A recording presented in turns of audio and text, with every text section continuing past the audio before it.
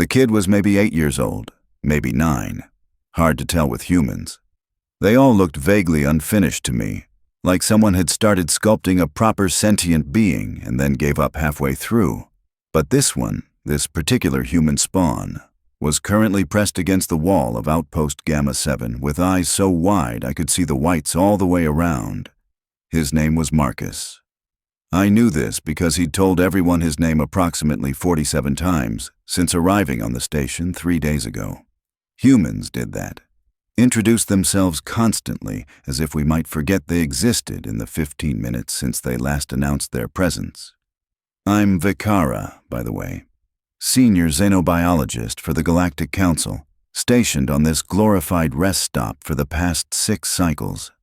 My job, technically, was to study the various species that passed through our sector. My actual job, the one nobody told me about during orientation, was to deal with whatever nonsense the humans brought with them. And, oh, the humans brought nonsense. Marcus had arrived with his father, a freight hauler named Donald, who seemed to think volume was a substitute for clarity. They'd been transporting agricultural supplies to the outer colonies. Standard fare, nothing interesting. Except Donald had also brought along what he called a pet. The pet in question was currently standing between Marcus and the thing that had us all concerned. A honey badger. That's what Donald called it. Looked like someone had taken a cat, stretched it, gave it the disposition of a malfunctioning plasma torch, and removed any sense of self-preservation. The creature was maybe 2 feet long, covered in thick fur that was white on top and black underneath, with claws that could apparently open standard cargo containers. I'd watched it do exactly that yesterday while raiding the cafeteria. Donald had assured us the honey badger, which he'd named Beatrice, was harmless. He'd said this while Beatrice was actively destroying a maintenance drone that had gotten too close to Marcus. But Beatrice wasn't our current problem. No, our current problem had significantly longer teeth. The vampire had boarded during the night cycle. We didn't even know it was there until the power flickered in Section 7 and 2 of our security officers, Grenth and Kulax, went to investigate. They found them 3 hours later, still unconscious with puncture wounds on their necks and about 30% of their blood missing. Station Commander Rixoth had immediately locked down all sectors and activated the emergency protocols, which would have been great, except the vampire had somehow gotten into the residential wing, specifically into the corridor where the humans were staying. Now, I'd studied vampires. Fascinating species, really. Evolved on a dark world orbiting a red dwarf. Developed a taste for iron-rich blood as their primary nutrient source. Possessed incredible speed and strength. Also photosensitive, which was their main weakness. Unfortunately, we were currently in night cycle, and the residential wing's lights had been damaged in whatever scuffle had occurred before we'd arrived. The vampire stood at the end of the hallway, barely visible in the emergency lighting.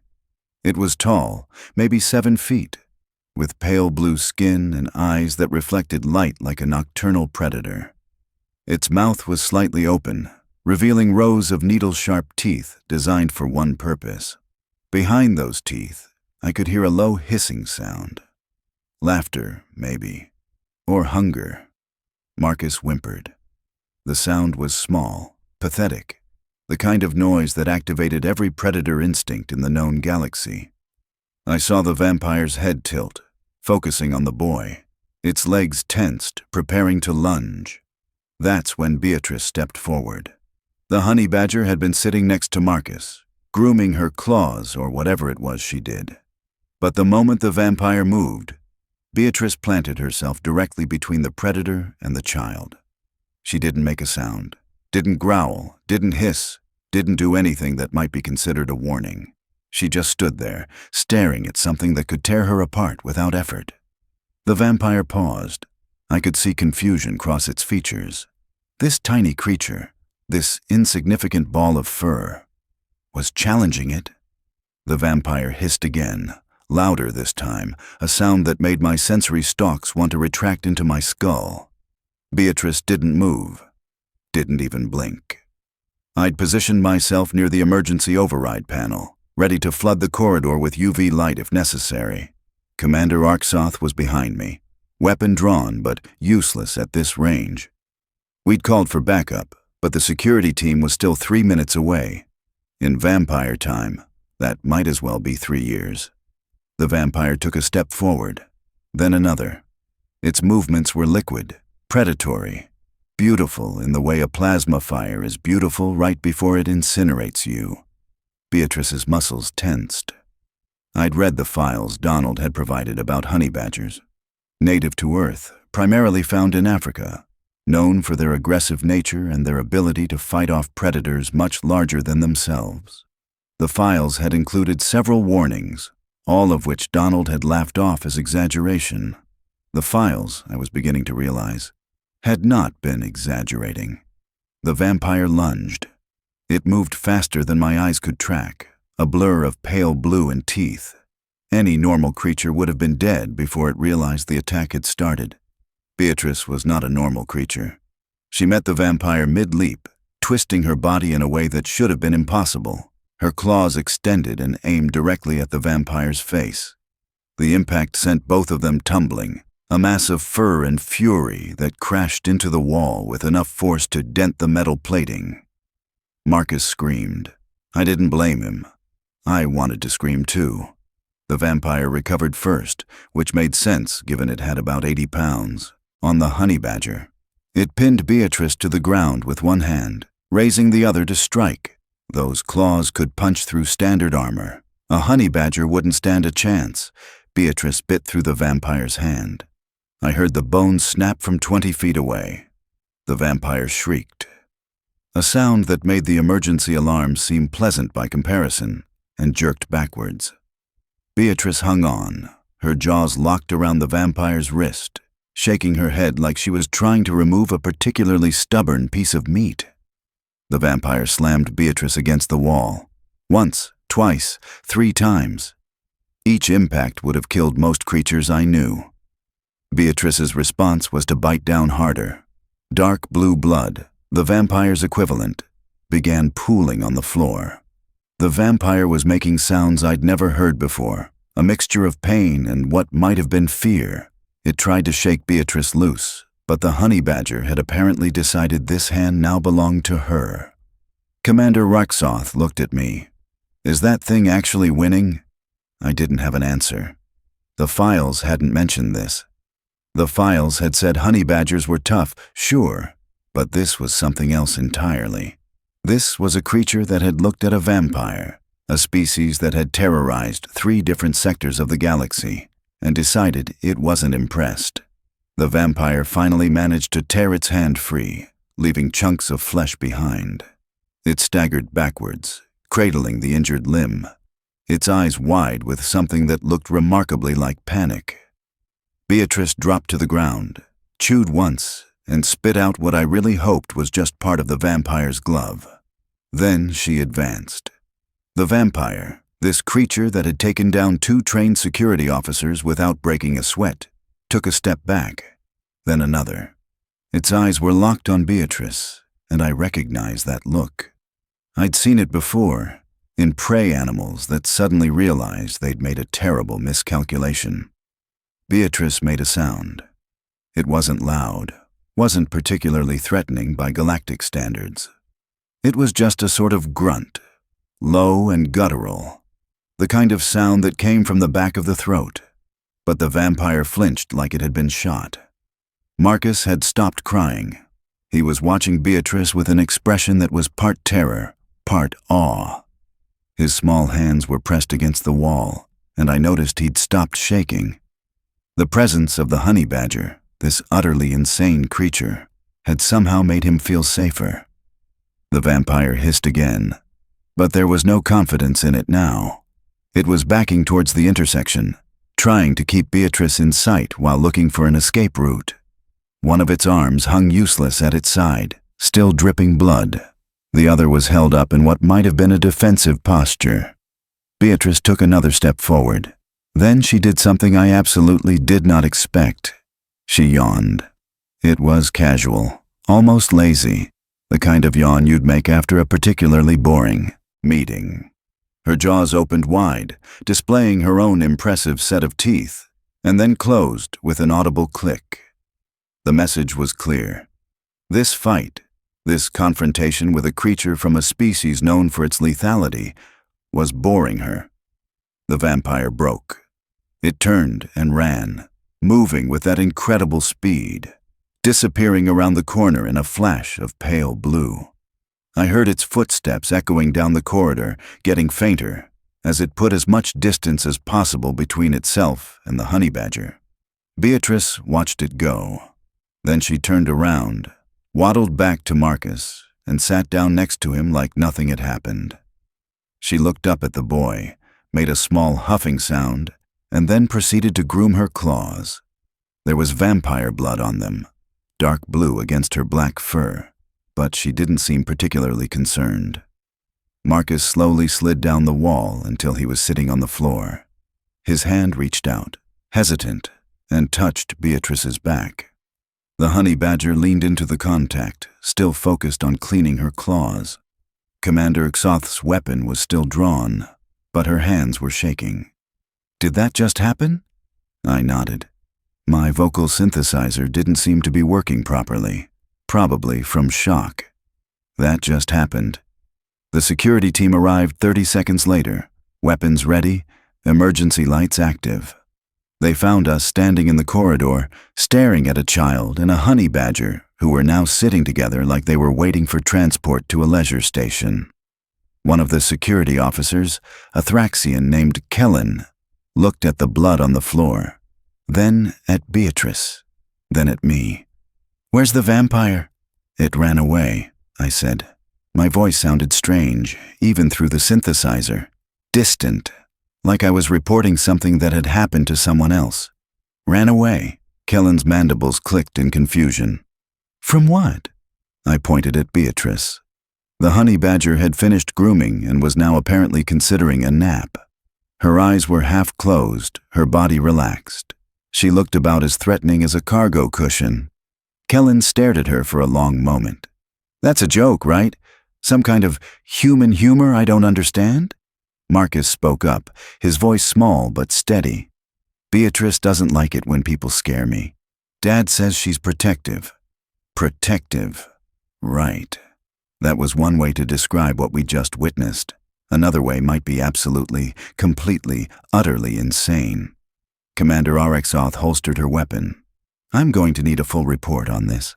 All of it, including whatever species classification that creature is supposed to fall under, because I can guarantee it's not listed correctly in our database." I nodded again. My sensory stalks were starting to function properly again, which meant I could fully appreciate how close we'd come to having a dead human child on our station, and how close we'd come to watching a vampire get torn apart by something that barely came up to my knee. Donald arrived 10 minutes later, running down the corridor with his hair in disarray and his uniform half-fastened. He saw Marcus sitting on the floor, saw Beatrice next to him, and his entire body sagged with relief. "Marcus, are you okay? I heard there was an incident and they wouldn't let me through and—" He trailed off as he noticed the blood on the floor. Then he noticed the dent in the wall. Then he noticed the claw marks. What happened? Marcus looked up at his father with those wide human eyes. "There was a vampire, Dad. A real one. It was going to hurt me." Donald went pale. Humans did that when they were scared, all the blood draining from their faces like someone had opened a valve. A vampire? Here? Where is it now? "Beatrice scared it away," Marcus said simply. He stroked the honey badger's back, and Beatrice made a contented sound. "She protected me." Donald looked at Beatrice, then at the blood, then at the dent in the wall.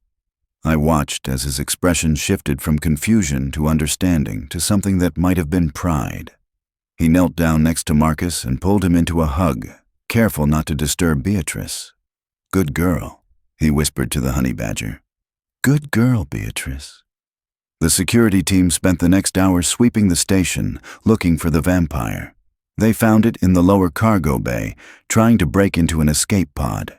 It surrendered immediately when they approached, apparently deciding that capture by station security was preferable to encountering that thing with the claws again. During the medical examination, the vampire, whose name was something unpronounceable that translated roughly to Silver Night, refused to talk about what had happened in the residential corridor. Every time someone mentioned the honey badger, it would start shaking and demand more painkillers. I spent the rest of the day updating my research files. Under the entry for Earth species, specifically honey badgers, I added several new observations. Fearless beyond all logical reasoning. Willing to engage predators regardless of size difference. Capable of inflicting serious damage to species with advanced combat capabilities. Recommended threat level. Do not engage under any circumstances. That night, after the station had returned to normal operations and the vampire had been transferred to a holding cell, I went to check on Marcus and Donald. I found them in their quarters, which were cramped by station standards, but apparently luxurious by human freighter standards. Beatrice was sleeping in the corner, curled up in a ball, looking for all the world like someone's beloved pet, not like something that had taken on a vampire and won. Donald offered me something he called coffee, which I politely declined after smelling it. The beverage's aroma alone could probably violate several chemical weapons treaties. I wanted to thank you, Donald said, sitting down on the edge of his bunk, for looking after Marcus, for being there when I didn't do anything, I interrupted. Beatrice did everything. Donald smiled, and it was the kind of smile that said he already knew that. Yeah, she's something special, isn't she? Found her as a kid back on Earth, abandoned by her mother. Most people told me to leave her be, said honey badgers make terrible pets. But Marcus had just lost his mom, and he needed something, you know? Something to help him feel safe. I looked at Marcus, who was already asleep in his bunk, one hand hanging over the side. As I watched, Beatrice got up, waddled over, and positioned herself directly under that hand, making sure the boy could feel her presence even in sleep. She's not a pet, I said quietly. She's a guardian. Yeah, Donald agreed. Yeah, I guess she is. Before I left, I paused at the door. Donald, one question. The files about honey badgers, the ones you provided when you boarded, they mentioned these creatures have a reputation on Earth. Something about their attitude? Donald laughed, soft and low. Oh yeah, there's an old saying about honey badgers back home. Honey badger don't care. It's basically shorthand for something that refuses to acknowledge danger, refuses to back down, refuses to accept that it should be afraid of anything. That's accurate, I said, remembering the way Beatrice had stared down the vampire. Disturbingly accurate. The thing is, Donald continued, people usually say it as a joke. But with Beatrice, with her kind, it's not a joke, it's just a fact. They really don't care. Not about size, not about strength, not about reputation. They see a threat to someone they've decided to protect, and they just handle it. I left shortly after, my mind full of thoughts about Earth and its inhabitants. The galaxy thought it understood humans, thought it had them figured out. We'd cataloged their biology, studied their culture, analyzed their psychology. We'd even started to get comfortable with their presence among us, but we'd forgotten to pay attention to what the humans brought with them. The creatures they'd bonded with, the species they'd decided were worth keeping around. We'd dismissed them as pets, as curiosities, as irrelevant details in our understanding of Earth. Beatrice had just demonstrated exactly how wrong we were. Somewhere in the holding cells, a vampire was probably still shaking, trying to understand how its night of hunting had ended with it running for its life from something that shouldn't have been a threat. Trying to reconcile its place in the galaxy's hierarchy of predators with the reality of what had just happened. I didn't have answers for it. I barely had answers for myself. But I did know one thing. The next time a human showed up at Outpost Gamma 7 with a pet, I was going to take a very, very close look at exactly what that pet was capable of. And I was going to update our security protocols accordingly, because if honey badgers were any indication, humans didn't just travel with animals, they traveled with tiny, furry weapons of mass destruction that happened to be very, very good at their jobs. And the galaxy, quite frankly, was not ready for that. 3 days after what station personnel were now calling the incident, I received a priority communication from the Galactic Council's Central Research Division. They wanted a full briefing on the vampire encounter, complete with biological samples, security footage, and psychological evaluations of all witnesses. They were particularly interested in the honey badger. I sat in my lab, staring at the 17-page questionnaire they'd sent, wondering how to explain that a creature weighing approximately 25 pounds had fundamentally altered our understanding of Earth's threat assessment protocols. The questions ranged from reasonable to absurd. Question 7 asked about Beatrice's combat training regimen. Question 12 wanted to know what experimental enhancements the humans had given her. The answer to both was nothing. Beatrice was just naturally like that, which somehow made it worse. A knock on my door interrupted my existential crisis about interstellar biology. Kellen entered, mandibles twitching in what I'd learned to recognize as agitation. "We have a situation," he said, which on a space station ranked somewhere between mild inconvenience and catastrophic systems failure. "The vampire wants to talk. Specifically, it wants to talk about protective custody." I set down my datapad. Protective custody? From whom? Kellen's expression would have been hilarious under different circumstances. "From the honey badger. Silver Knight claims that unless we guarantee the creature won't be allowed near the holding cells, it refuses to cooperate with the transport arrangements to the judicial station." "The vampire is afraid of Beatrice." "Terrified would be more accurate," Kellen corrected. "It keeps asking if honey badgers can smell fear, if they hunt in packs, and whether humans breed them specifically for combat purposes." I rubbed my sensory stalks, feeling a headache forming. "Take me to the holding area. I need to see this myself." The detention level of Outpost Gamma 7 was designed to hold dangerous criminals from across the galaxy. Reinforced walls, energy barriers, automated defense systems. The works. Silver Knight occupied Cell 4, which had previously housed a Krellian war criminal who'd tried to overthrow 2 governments. The vampire sat in the corner furthest from the door, knees drawn up, injured hand wrapped in medical gel. It looked up when we entered, and I saw genuine fear in those reflective eyes. "You," Silver Knight said, voice hoarse. "You were there, in the corridor." I nodded. "I was. I'm Vikara, xenobiologist. I need to ask you some questions about what happened." "That thing is a devil," Silver Knight whispered. "A demon wearing fur. I have hunted across 17 systems, faced warriors from a dozen species, but nothing has ever looked at me the way that creature did." "It's just an animal from Earth," I said, though even I didn't quite believe it anymore. "A mustelid, specifically.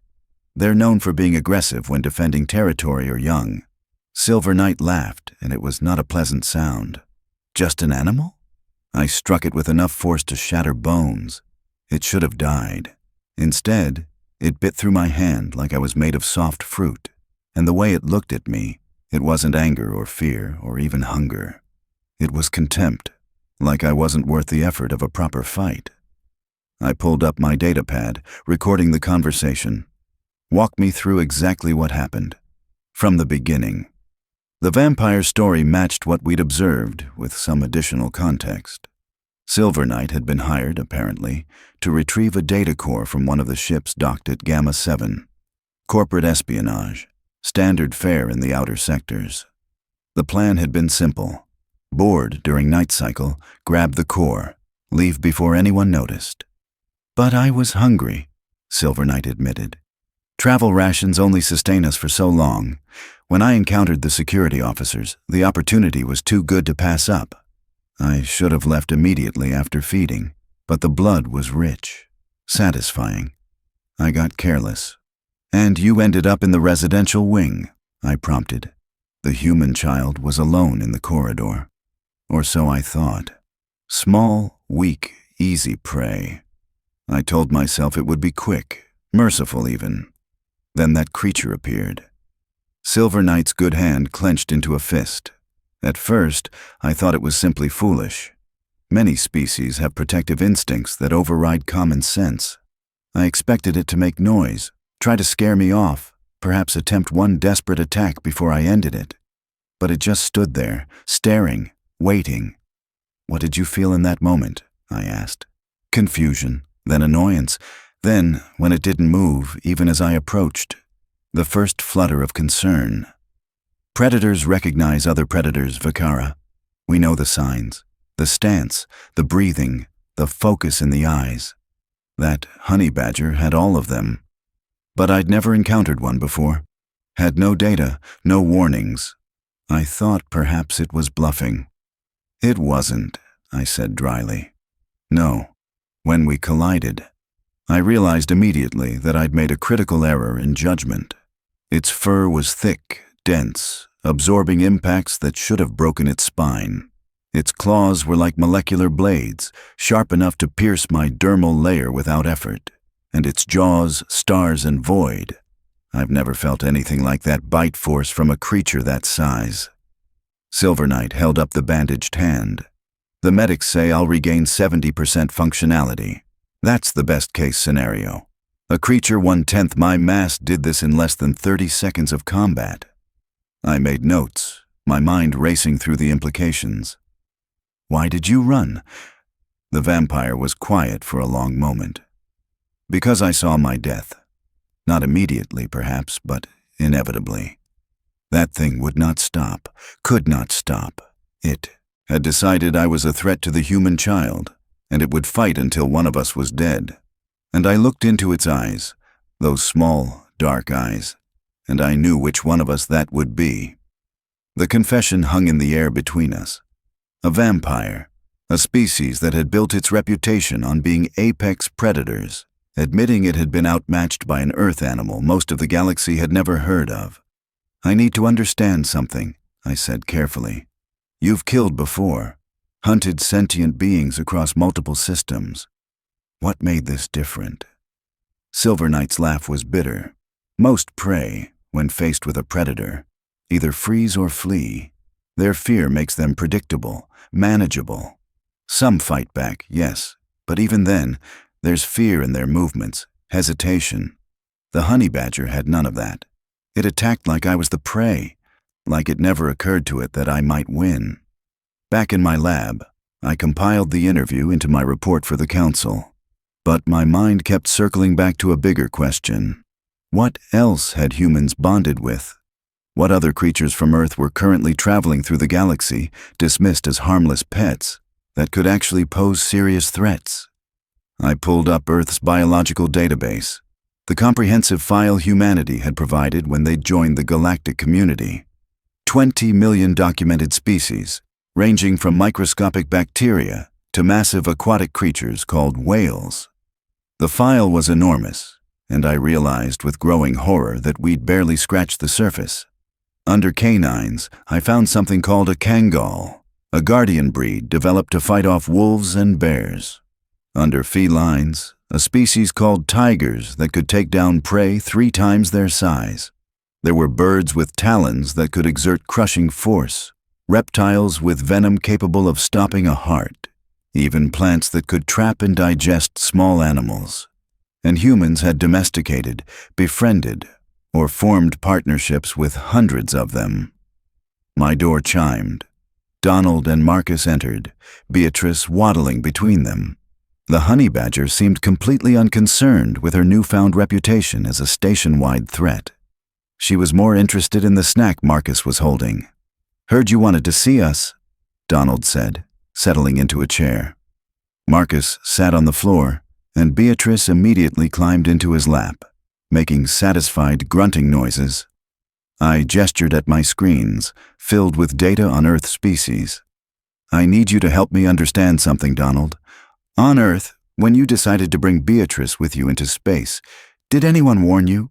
Did anyone suggest that maybe traveling with a honey badger wasn't a good idea?" Donald shrugged. "Sure, plenty of people. Said she'd be too aggressive, too unpredictable, too dangerous to have around other species. But I'd raised her from a kit, knew her personality, and Marcus needed her. She attacked a vampire. She protected Marcus from a vampire, Donald corrected. There's a difference. Beatrice doesn't go looking for fights, but she ends them. Marcus spoke up, his voice soft. Beatrice knows when I'm scared, Mr. Vicara. She always knows, and she makes the scary things go away. I looked at the child, then at the honey badger grooming herself in his lap, then at the screens showing dozens of other potentially dangerous Earth creatures. A thought occurred to me, uncomfortable and unavoidable. Donald, how many humans in the galaxy travel with animals from Earth? He considered the question. Thousands, probably. Dogs are popular, cats too. Some folks bring rabbits, birds, even horses if they've got the space. It's a comfort thing, having a piece of home with you. And these animals, they're all bonded to their humans? Protective of them.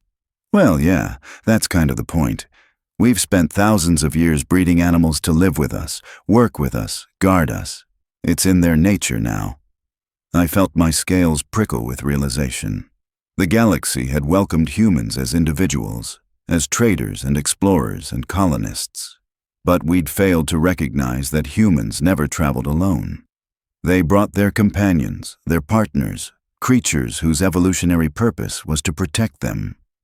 We'd invited one species into our midst and accidentally gained several thousand. I need to make some calls, I said quietly. To the Council, to Security Chief Rexoth, to several dozen xenobiology departments across the civilized systems. Donald frowned. Is there a problem? No, I said, then reconsidered. Maybe, probably. I honestly don't know anymore.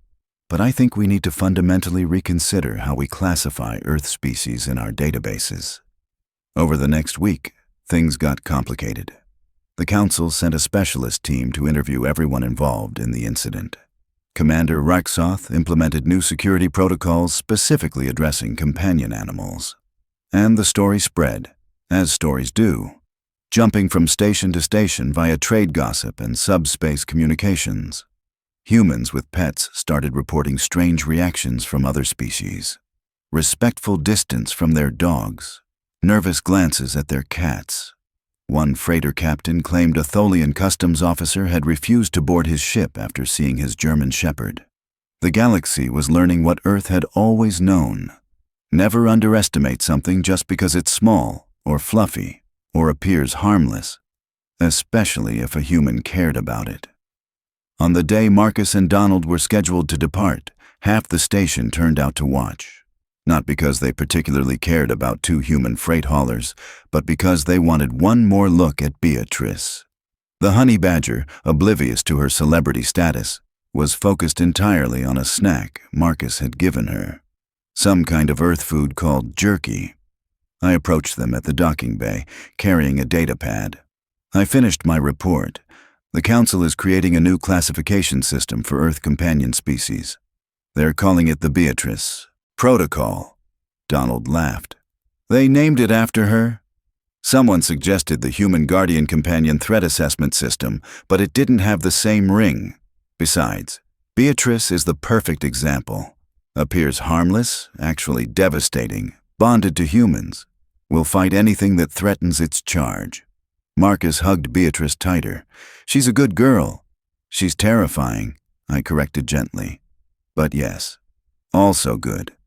Donald extended his hand for one of those human handshake rituals. I'd learned to reciprocate despite finding it odd. Thanks for everything, Vicara. For keeping Marcus safe, for understanding about Beatrice, for not freaking out too badly. I absolutely freaked out, I admitted. I'm just good at hiding it. Safe travels, Donald. And Marcus, take care of Beatrice. I will, the boy promised. She takes care of me. I take care of her. That's how it works.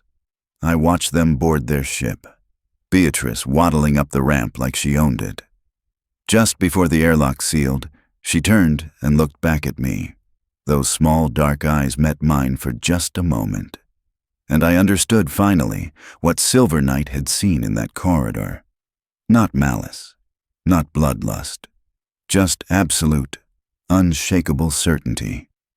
This honey badger knew exactly what she was capable of, and what she would do to protect the small human who loved her. The galaxy could accept that, or the galaxy could get bitten. Beatrice didn't particularly care which. Their ship undocked 10 minutes later, engines flaring as they headed back to the trade routes. I returned to my lab, to my reports and my research, to the massive task of helping the galaxy understand Earth and its inhabitants. Commander Rexoth visited that evening, carrying what she claimed was a peace offering. It was a bottle of something from her homeworld, vaguely alcoholic, that tasted like burning metal. We sat in my lab, drinking and watching the stars. "I've been thinking," she said after her third glass, "about what happened, about that vampire, that honey badger, all of it. And the humans are going to change everything, aren't they? Not because they're particularly aggressive or advanced or numerous, but because they bring pieces of their world with them, and their world is apparently filled with creatures that make our worst nightmares look tame." I considered this. Maybe. Or maybe we just need to adjust our perspective. Humans evolved on a death world, Orsoth. Everything on Earth had to be tough to survive. But they didn't respond to that danger by running or hiding. They domesticated it, befriended it, made it family. That's insane. Yes, I agreed. But it's also brilliant. Think about it. Instead of fearing the predators on their world, they turned them into allies. They didn't conquer Earth through strength. They did it through partnership. Rexoth poured another glass. "So what does that mean for the rest of us?" "It means," I said slowly, working through the thought as I spoke, "that humans are never really alone. Every one of them potentially has a guardian, a protector, something that will fight for them without hesitation. It means that threatening a human might involve dealing with whatever they've bonded with. And it means we need to start paying a lot more attention to what appears to be a harmless pet." We sat in silence for a while, contemplating the implications. Somewhere out there, Marcus was probably asleep in his bunk, one hand resting on Beatrice's fur. And Beatrice was probably awake, eyes open in the darkness, ready for whatever came next, because that's what guardians did, what companions did, what honey badgers especially did. They protected, they fought. They refused to accept that size or strength or reputation mattered when someone they loved was in danger. The galaxy would learn to respect that, one way or another. I raised my glass in a silent toast to Beatrice, to all the Earth creatures traveling among the stars, and to the humans who'd been smart enough, or crazy enough, to make them family. Then I returned to my reports, my research, my endless work of trying to understand a species that kept surprising us. It was frustrating, exhausting, occasionally terrifying work. But it was never, ever boring. And somewhere in the station's medical bay, Silver Knight was probably still trying to explain to the transport guards why it needed assurances that no honey badgers would be present at the judicial facility. The guards probably thought it was joking, exaggerating, letting fear cloud judgment. They'd learn. Eventually, everyone would learn. Honey badger don't care. And the galaxy, whether it was ready or not, was just beginning to understand what that really meant.